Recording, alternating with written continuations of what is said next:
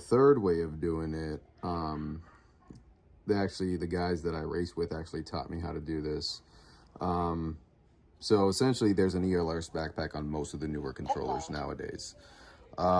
If you haven't used this before, you probably wouldn't have a use for it or wouldn't need to use it, because most of the guys flying aren't really flying with groups.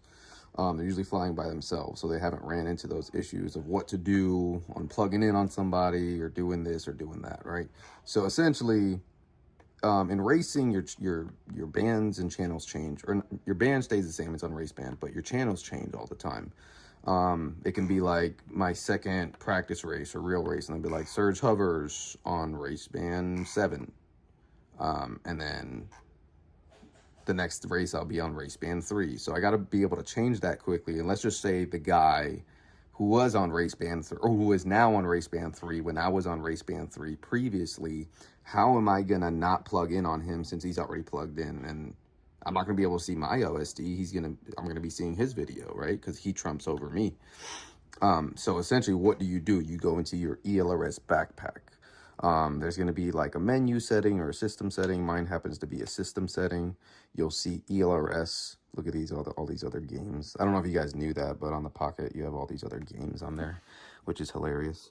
So yeah, you go to ELRS. It's going to open up this menu. Once you see this menu, am I armed right now? Armed. That's hilarious. You're going to see this menu, and you're going to see all these settings, blah, blah, blah. All these settings have different uses, right? You'd be at 50 hertz for like long range.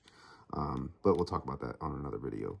So yeah, so we're going down here. You see the VTX or the TX power. That's basically what your transmission power will be pushing out, trying to receive that. Not receive, transmit that. Sorry. So we go here to VTX administrator, click that.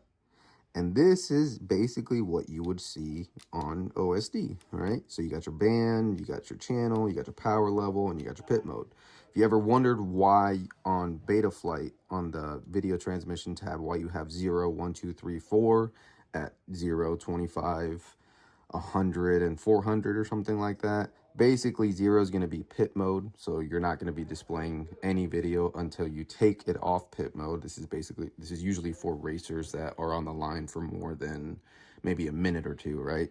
So yeah, you can change everything through here if you want to be on race band channel, on whatever band you want to be in, whatever channel you want to be, and the power level. So you want to go max power. Most of the time, it's going to be 4 or 5. That's max power. Got to double check with your drone.